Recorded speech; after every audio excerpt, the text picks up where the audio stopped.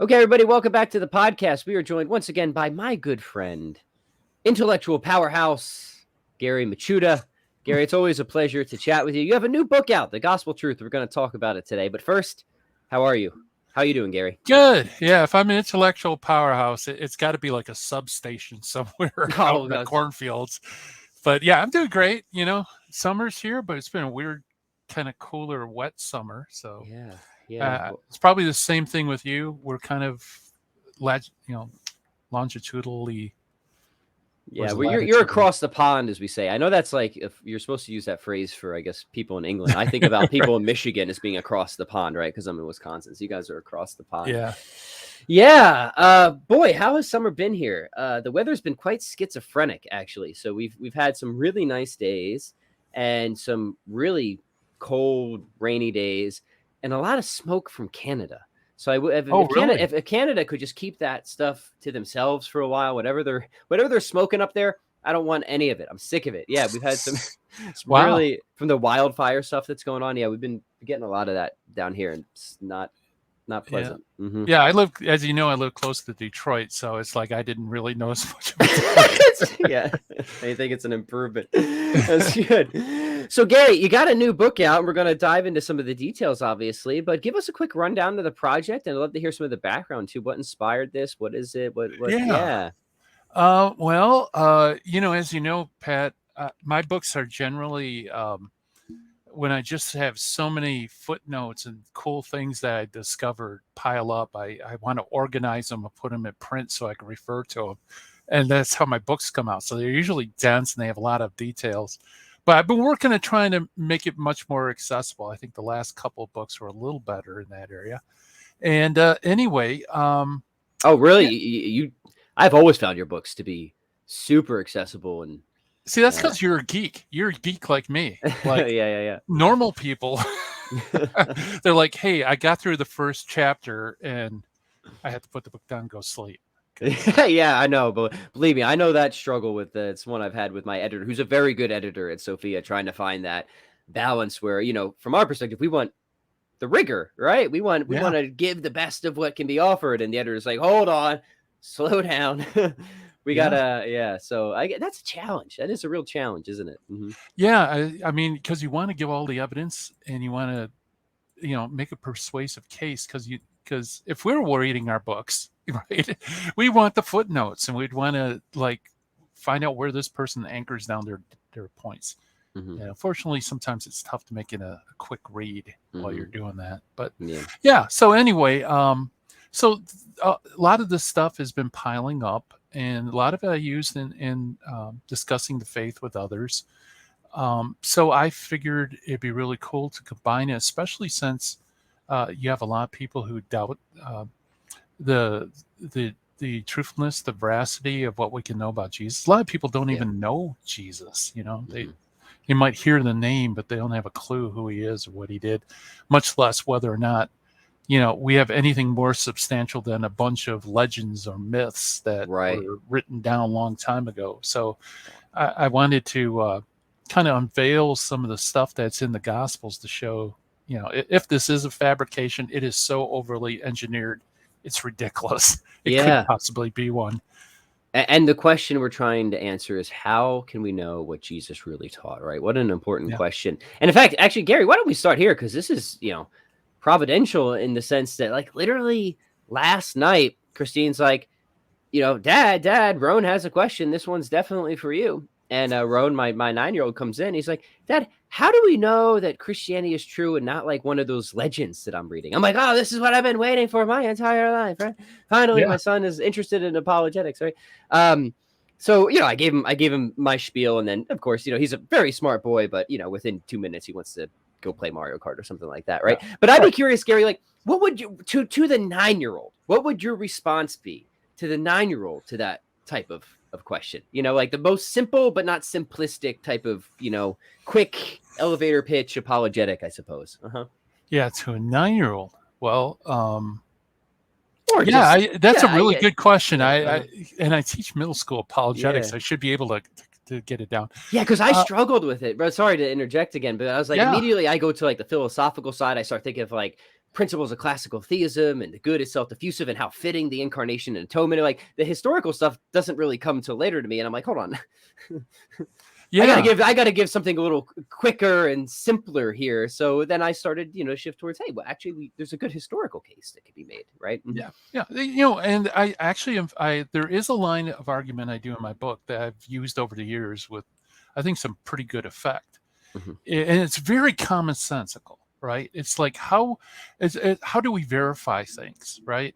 So I say, okay, let's pretend we go in a time machine. We go back to the time of Jesus. Jesus dies on the cross. He's resurrected, and the apostles now are, the disciples that he trained and sent out and commissioned to tell people about what he did. Okay, so you're in a church. You have the Apostle John in your church, right? And and this is actually one of those points I do in my book. It's, let's say the Apostle John's preaching on his own gospel, right? The Gospel of John, according to John, on the bread of life discourse. And he says, see, when Jesus said, you must eat my flesh and drink my blood, let's say, well, John says that it is the Eucharist that he's talking about, just as an example, right?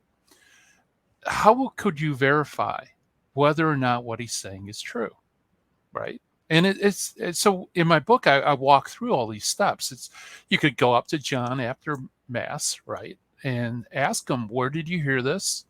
Um, did Jesus tell you this was the meaning? And John could say, yeah, he instructed us it. And of course, John would know, since he wrote his own gospel, right? He should know the meaning. Plus, if you believe that Jesus is the Messiah, you believe he also has the Holy Spirit to guide him. But even if you doubt John, right, there are other apostles that are out there. Peter, James, Bartholomew. Well, people that were there, and you can ask them, hey, did Jesus ever, when he talked about eating my flesh and drinking my blood, did he ever tell you what it meant? What's it referring to? And if you go through and you make this survey, if they all pretty much coalesce to the same answer, right, it's all about the Eucharist, then you could rest assured that the source must be Jesus, right? That's the only way to account for this unity. So you have a diversity of attestation that coalesce into a single point that points to a point of origin, right? Mm-hmm. So, and then I'd say, okay, let's go in our time machine and just go, let's say, one generation from that. Let's say now we're in the church of Ignatius of Antioch, who was a disciple of John, okay? And he's preaching from John, and he says it has to do with the Eucharist. Well, how can you verify it, right? Because now the apostles are dead, and you all you have is the disciples of the disciples. Well, again, you just work through this. Okay, you could ask Ignatius, how did you learn about this? Oh, John taught me. He used to preach on this all the time. Then you could go to the congregants, right? Especially the older ones. And either they, say, hey, did you ever see Jesus? Did he ever mention this? Or you could say, were you in this church when John was in this church? What did he preach, right? Or Peter, right? Actually, Peter, excuse me. So, if their testimony coalesces to one, then it must be a single point of unity. It must go back earlier. And then you could go to neighboring churches that were known to be established by the apostles, and you can ask their pastors, how do you understand this text? See, so as you're going through history, you can even go like one more generation, Irenaeus of Lyon in France, right? Who's a disciple of Polycarp, who's a disciple of John, right? Mm-hmm. And you could do the same thing. And as the church spreads throughout the world, your ability to verify information actually increases. It doesn't decrease, because you can check with all these churches to see whether or not, they're pointing to the same kind of stuff. And in fact, there were people in the early church that did that. I think Hegesippus was one that we know of that traveled to different churches just comparing teachings. Mm-hmm. And so if it's a legitimate teaching, you should be able to expect that the teaching goes all the way back to the beginning. So you're looking for antiquity, or at least, as far as you can trace it. It goes back as far as you can trace. It should be everywhere, or ubiquity. And there should be a general consensus, right? And if you get all three of those, then you can rest assured that what's being taught now is the same as what was originally handed That's on. yeah, you can have confidence in that, and that relates actually to people will probably be familiar with C.S. Lewis's sort of famous trilemma, Lord, liar, lunatic. But one of the common pushbacks against that, I think, is a fair one, is like it seems to leave out an option, which is this option of legend, right, or Yeah. accretion and stuff like that. Um, so yeah, that's right, and that essentially seemed to be what my son was asking. He didn't seem to be well, I don't know. It was a very a quick thing, but it wasn't necessarily, questioning, so far as I could tell, that Jesus actually was a historical figure. But how do we know that what we believe now sort of really traces reliably back to the historical Jesus? And those, of course, are different issues, right? I mean, are these both issues? Do you treat both of these in the book, or are you really just kind of assuming that Jesus was a real historical figure, and we're trying to make sure that what we have now, from the Catholic Christian perspective, is Yeah. reliably traceable? Right. Hmm. Yeah. Well, the first chapter, I start out with something's happened. Something happened back in the first century that was explosive. Hmm. And I try to raise there's something mysterious about this Jesus guy, right? And then what I do is then I go to the Gospels and I want to say, okay, is there any evidence that there was concern from the very beginning to pass on Jesus's words and deeds accurately? Okay. And so I look at what I call layers of mnemonic devices. Mm. Okay. In other words, it appears that when you're just looking at the Gospels, not assuming they're inspired or anything, and scholars have noted this for decades, right? Maybe even longer. It's formatted in such a way as to give accurate memory and recall. Okay. And so what I argue is that Jesus taps into an already standing cultural tradition within Judaism of transmitting large amounts of data accurately through time. Hmm. Okay. And that's through a rabbi disciple relationship. And I go into that, I compare the gospels to this to see whether he's using this methodology. Then I look at the gospels themselves and I show, yeah, there's all these really interesting formatting things that are going on. And Pat, and this, I mean, let me give you an example. Okay. The Yeah. earliest copies we have of the gospels are in Greek. Okay. That's the earliest existing ones. And the thing is, the weird thing about the Greek text is that at times the Greek actually speaks as if it's speaking Hebrew or Aramaic. It's not using typical Greek slang, right? It's using Hebrew slang or Aramaic slang. So scholars have postulated that the Gospels are actually using pre-canonical earlier material. So Mm-hmm. the dating that we have of the Greek text is actually a later dating. The material they're relying on is actually much earlier, much closer to Jesus. Hmm. And now this is the really cool thing. I'm just scrolling down because I want to give you all the references and everything. Um, that sometimes when we look at the Greek, we can figure out what's going on in the Hebrew, and some amazing things turn up. Okay.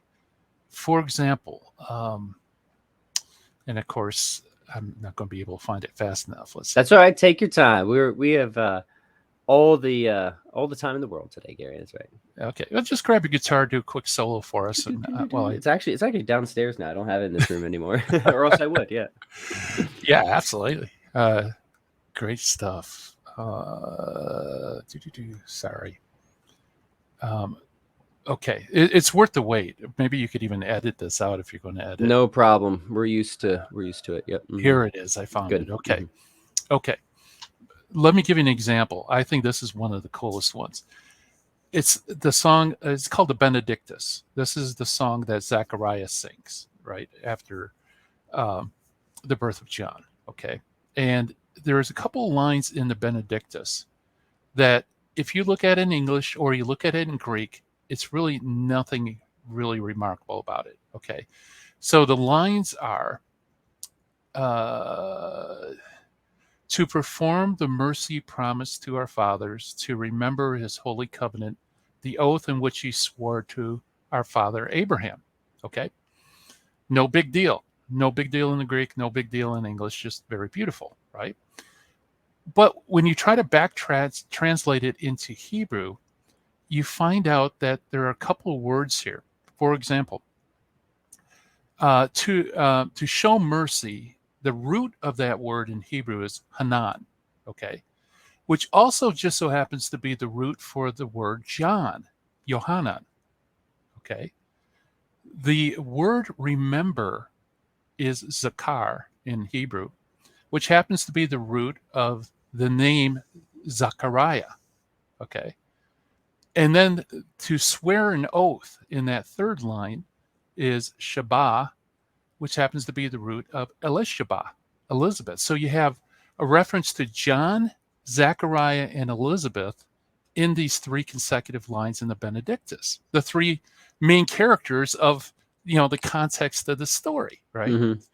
So it's like that's weird. That's a memory device, right? Because if you could just Yeah. remember John, Zechariah, and Elizabeth, which is easy because that's what the whole thing's about, you got three lines of the Benedictus right there. Mm-hmm. Now, what's really cool is this is only present in the Hebrew, right? Yeah. If you're reading it in Greek, you don't see it. If you're reading it in English, you don't see it. Right. So why is there a memory device concealed underneath the Greek? Mm-hmm. If the Greek is like some sort of legend fabrication, if you really want to impress people, you might want to make it seem as if there's memory devices in the Greek, right? But why would you hide it so that no one sees it unless they back translates it into Hebrew, right? Right. It's Right. like Yeah. Mm-hmm. that's like going to beyond the nth degree. That's over engineering a hoax, Yes. So this is a really, I think, subtle but very powerful point. So let me just kind of, I guess, draw it out a little bit, right? Is that if Okay. you're going with the hypothesis that people just cared about trying to convey the information accurately, the use of memory devices makes a lot of sense, right? You would want to use these memory devices, right? Right. But if you're going with the hypothesis that people are just conjuring up whatever they want for whatever motive they may have, well, one, the use of memory devices doesn't fit as well with that hypothesis. But suppose you want to contrive it even more and say, but they're really smart and they know that if they put these in there, that it'll seem more authentic, right? Mhm. Okay, but they're buried they're buried in a way that the vast majority of people would never notice them anyways, right? And Right. Yeah. clearly that's too strained to take Yeah. seriously at that point, right? Yeah, subtle but very powerful, right? Mm-hmm. Yeah. Yeah. And that's what's so mysterious about these things. It's like once you start looking at all the different layers, I mean, that's just one thing. And in my book, I uncover some of that. There's also the use of rhyme and reason, or Yeah. excuse me, rhyme and rhythm, Mm-hmm. right? That's why we can recall lyrics to songs word for word accuracy Right. decades after we hear it, right? I can never get, like, I'll just wake up in the middle of the night, little red Corvette, Exactly. the Yeah. bane of my existence, right? Yeah. Yeah. Yeah. Oh, yeah.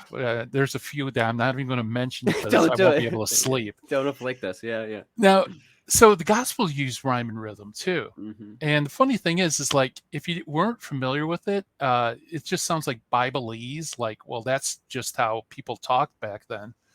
But it's actually part of Hebrew poetry, that there is this symmetry and various kinds of rhyming patterns uh, that again, are there in the Gospels, and they must have been part of the originator, right? The originator, the person who's giving this lesson, deliberately gave the lesson in a way so that you would have these rhyming patterns, these rhythm patterns, so that you would be able to recall them, Mm-hmm. which is mind blowing because when you see how many different layers of parallelisms and different beats and so on, it's like Jesus, just speaking in human terms, he must have been an incredible genius to be able to produce something like that, right?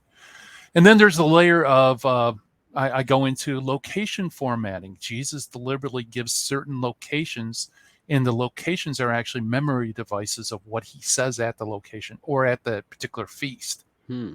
So there's another layer there. So like, it's not by accident. He says, "Anyone who's thirsty, come to me, and you'll find drink." He does that at the Feast of Tabernacles, which has a water ceremony, right? So he cries it out during the ceremony.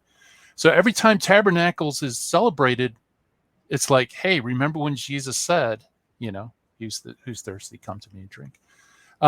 We were talking about Lydia McGrew. I also incorporate her as one of those layers.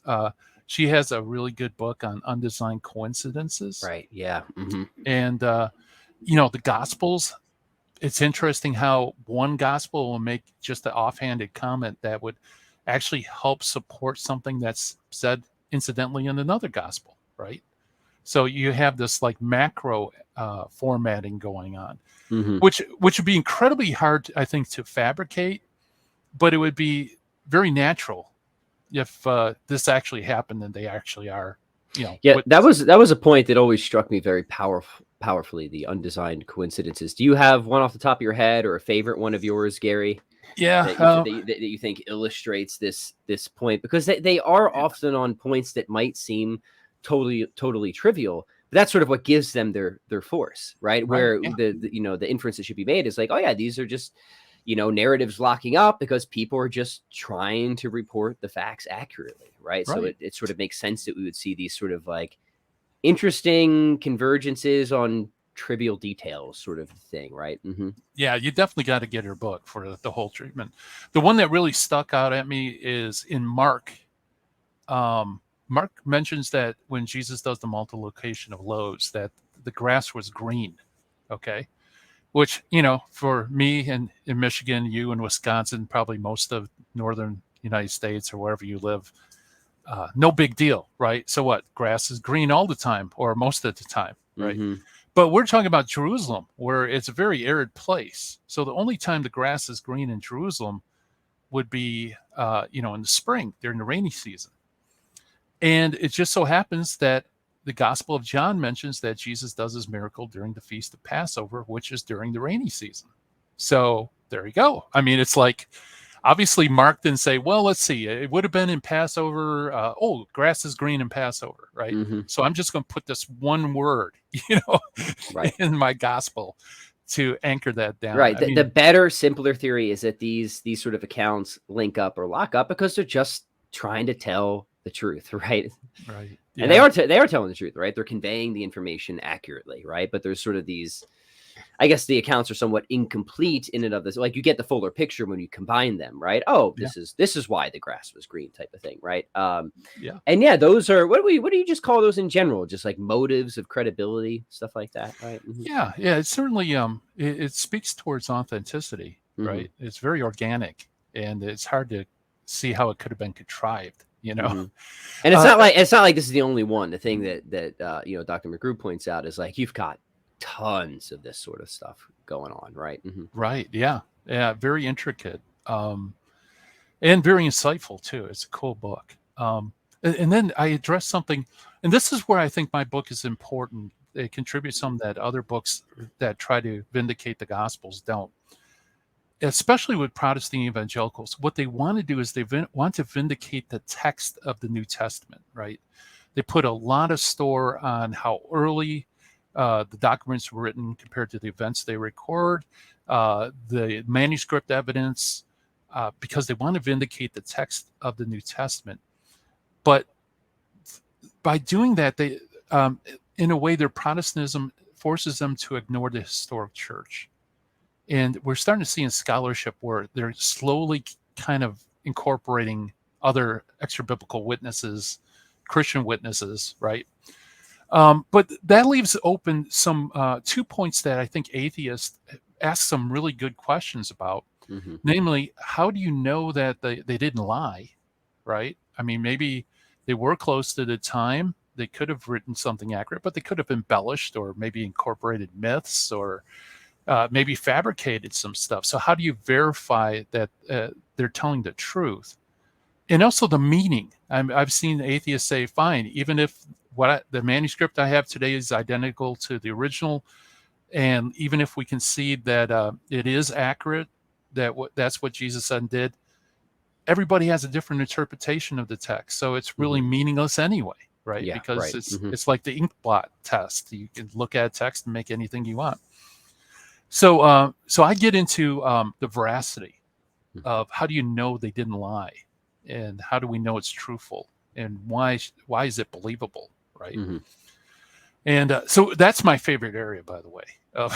That's Uh, an important one, and of course, it's not just addressing, atheists or agnostics too, but people of other religions as well, right? right. Yeah. So I do this little mind experiment about a miracle worker in a basement, right? Yeah, take us through that if you don't mind, Gary. Okay. So yeah, let's say somebody claims that they healed somebody of cancer in their basement. Okay. How can we verify? Well, we have him and we have the person that's healed. Okay. And that's something super, super credible. So let's say there's like 12 other people along with the person that got healed. They all witnessed the event and it took place in the basement. Hmm. Okay, a little better, a bigger footprint. Um, if they all attest that that's happened, okay, maybe, but it could have been staged, right? It could have been hoax. It could have been maybe they all collaborated with each other to fabricate this. So let's make the footprint a little bigger. Let's say we move them out of the basement this time. The person's healed in front of the 12 in a different location. And what I do is I just keep expanding and expanding, right? And then it gets to the point where it's really, really hard to pull off a hoax. Like multiple audiences, different makeups, the presence of skeptics who it's in their best interest to debunk. Plus, you have the both followers and non-followers, and then you even have that the word starts spreading all over the place that something amazing happened, right? Hmm. That's pretty hard to pull a hoax over, right? Because with magicians, not musicians, but magicians, that's an inside joke, by the way, folks. Um, or people who try to pull off illusions, it's always a staged audience where everything is set up to make the illusion appear, right? Hmm. It's very difficult to do that, at the drop of a hat on an unstaged audience that can view from different areas, especially if you've got skeptics that want to debunk you.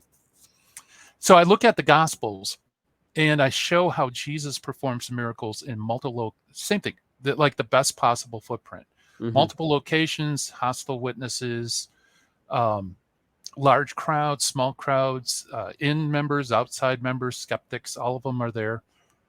And then I pose this question. Um, if you go to the bank and you have a check for $15, the teller probably will just run it through and give you the money, right? No big deal. If you come with a check for $10,000 or 100,000 or a million, you're not going to get out of there anytime soon, right?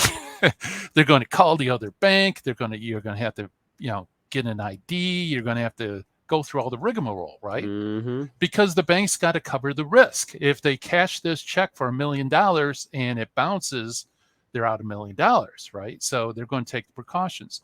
So what I show is that the Gospels are writing huge checks, gigantic claims, right? And so it's incumbent upon the first Christians to verify it, right? It would be insane not to verify it because there's so much at stake. Not just the claims are big, but the consequences of signing on to something that's false, that is that big, is drastic, is Right. cataclysmic, Hmm. right? Especially in a Jewish culture or even a pagan culture, you're going to get backlash. You're going to be persecuted. You could lose a lot, right? So, Hmm. so the next question is: do we have evidence that people did verify? Because you kind of have the equivalent of a double dog dare. If you read the Gospels, it's like, yeah, these amazing things happen. Go ahead, Hmm. prove us wrong. So I go and there are some really interesting things. If you want me to throw out an example really Yeah, quick, please do. Hmm. this is one of my favorite ones because it bugged me. First time I seriously read the Gospel of John, chapter 6, it Hmm. jumped out at me. Okay, Jesus is giving the bread of life discourse in John 6. Okay, and it's about the bread of life. You must eat my flesh and drink my blood. It's one of the most astounding discourses Jesus ever gives. Most disastrous. He loses disciples, and people stop following him because of what he says. Hmm. Okay, um, and right after he repeatedly says, "You must eat my flesh, you must drink my blood, you must eat my flesh and drink my blood," all of a sudden it stops, and the narrator jumps in. Okay, and you're probably not old enough to remember this, but on network television, Try whenever there me. whenever there was a breaking event, right, they would interrupt the program. They say, I interrupt this program to give you a special news bulletin, Mm, yada, yada, yada. right. Now back to your regularly scheduled program. Okay. It's like that. The narrator jumps in and he says, Jesus said these things while he was teaching in the synagogue of Capernaum. Now back to your regularly scheduled program, right? And it's like, okay, why did you have to interrupt Jesus's discourse just to tell us where and to whom he's talking, right? Mm-hmm. Well, it's obvious because here you just read this stuff that is so earth shaking, right? It's like, wow, really? We have to eat his flesh and drink his blood? That the narrator realizes you need to verify this, right? You need to know we're not making this up. Mm-hmm. So guess what? He did it at this particular synagogue in Here's who you Capernaum. can ask and Yeah, where, and you right? can Yeah. ask the congregation there, right? Uh-huh. So it's kind of like a double dog dare. It's like, Right. hey, go to Capernaum, check it out for yourself if you Mm-hmm. think we're lying. And then it just continues with the narration. And Mm-hmm. there's like all these weird instances in the Gospels where, you know, we have evidence that people did verify. Mm-hmm. Gospel of Luke, he says that he he investigated everything accurately and knew, so that Theophilus could be assured of his catechesis that it Mm-hmm. actually happened. That's powerful, right? Because you have this verification process that the Gospels beg for, and we have evidence that it actually occurred in the earliest levels. And it's really the testimony of that first community Mm-hmm. that allows us to say with certainty that, yeah, these things must have actually happened, right? Because they're just too specific, too many different audiences. It couldn't have been fabricated, and people verified it to see if Yeah. it was so. Yeah, Gary, here's a quick question, and this is something that I think I may have had a little back and forth on this with Lydia last time we spoke, or in one of our conversations, and that is like how persuasive when one, and obviously we're just scratching the surface here, and there's your book to get and a lot to study here, but how persuasive, once you kind of chase this to the end of the rainbow, the case from the reliability of the gospel should be to the skeptic. And Lydia thinks that it is so persuasive that it should actually take you from being an atheist to a Christian, right? At least Okay. if you're like not like super into your atheism, if that makes sense, right? Like maybe you're just, you weakly lean atheist or something like that. Now that's not like something I can personally speak to because Gary, as you know, I come from an unbelieving background, but I kind of had to move to classical theism before Christianity. And Right. so like there's this background that I have that kind of shoulders a lot of the load, if you will. If you have these sort of this expectation priming, this probability pump from, oh yeah, now I think God exists and there's something screwy with the world, so kind of makes sense that something like an incarnation or atonement might happen. And then you have this like perfect historical context where something like this might occur. And, it seems like since I don't have a priori reason to reject miracles, that actually a miracle would be sort of the sort of thing I might expect to, right? A divine Mm-hmm. signature on something like that. And then, yeah, like you study the historical apologetic, and you just find it, or at least I found it, actually quite easy to accept. Like it didn't have to do a ton of work for me, given the kind of background position I had found myself. And not to say that like it was like super lightweight. I still took the question very seriously. But I guess my question for you, Gary, is just the same one I posed to Lydia. Do you have to do a lot of the philosophical work beforehand, or do you think that the historical case, when you really get into details, is sufficiently strong that it shouldn't just move you from a theism to a more particular religious commitment, but do you think it should actually bring somebody out of an atheism? Yeah, that's a really good question. And I imagine it probably differs from person to person, Mm-hmm. and how committed they are to their atheism. And I think what this does is it gives you if you look at all the perimeters that I outlined in the book and other people have outlined, I think you have to come up with an extremely eccentric theory on how this could be under the atheist model, Mm-hmm. where theism just is just like that thought experiment we did with the sitting in John's church. It's like it's so natural. It's something that people wouldn't even think about verifying and stuff like that. You know what I mean? So I think it gives it's kind of the pebble in the shoe, I think. And so I guess it depends on how strong they are in atheism.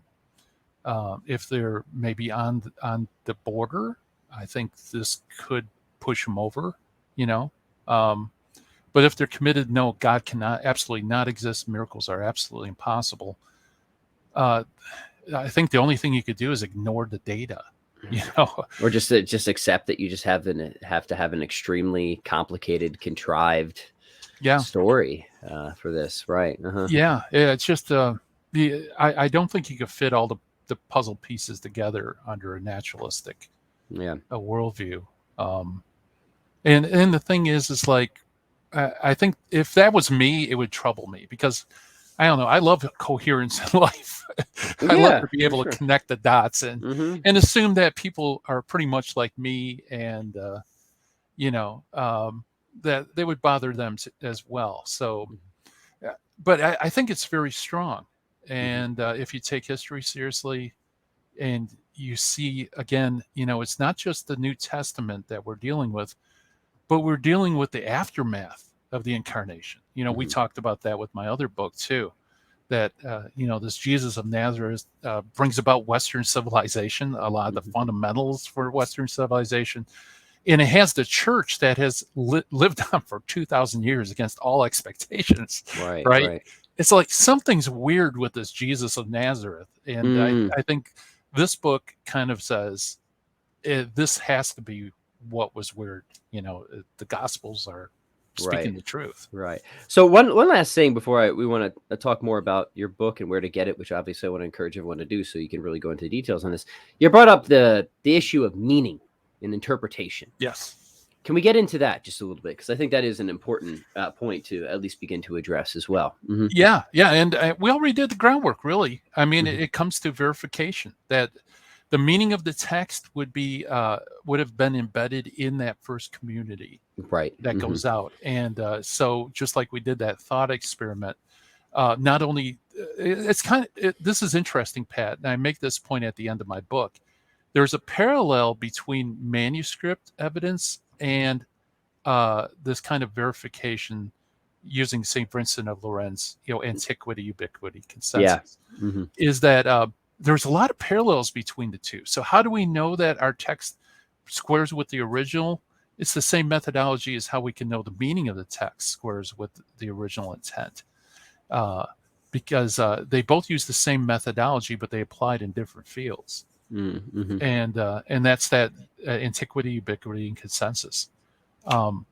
So not only do we know that our text squares with the original, but we also have the meaning because that meaning has been passed on universally throughout the church. And in my book too, I also go into problems like fathers that seem to have gotten it wrong, or what if a church in one particular area goes, veers off and gives something different. There's ways we can verify that, who's the innovator and what is the thing that was there from the beginning. Yeah. Excellent. Awesome. Gary, this has been really great. And again, conversation like this, you can just only scratch the surface and hopefully get people interested. And I hope they are interested. So for those who want to go a little bit deeper, tell us a little bit more about what else is in your book that we haven't been able to tease or explore here. What else can people expect from it? And then of course, finally, where's the best place to grab a copy? Yeah. Well, I mean, I think we covered everything. I even touch on the canon, I touch on, I go much deeper into whether the Gospels could have lied or fabricated, or how we know it's truthful. Just zipping through that. I go into erring fathers, typical early church fathers that are brought up as debunks this idea that, there's this continuity of meaning that's passed on. I think we pretty much covered all the bases outside of that. Yeah, well, this is great. One thing I really appreciate about your work, Gary, is it's always refreshing. It's always unique. You have really a novel take on different apologetic issues. So again, I'm going to strongly encourage people to go and grab a copy of it, especially if you're into or interested into this sort of apologetic debates concerning gospel reliability and stuff like that. It's great to have this book out there, Gary, and it's great to have you on the show as well. Last thing, remind people of your radio program as well and where people can keep up with you and all Yeah. that good Well, stuff. hey, I got great guests like Pat Flynn. It comes on my show periodically. It's called Hands On Apologetics. It's on Virtual Most Powerful Radio from 1 to 2 Eastern Standard Time. And you can listen to it and watch live stream on it as well as over the air. Yeah, excellent. And it is an awesome program indeed. So I'm going to encourage everyone to get subscribed over there. And in the meantime, here, if you like what we're doing, of course, we would appreciate all the likes and comments and subscribes to this channel as well. Gary, thank you. And gentle listeners, we will see you next time.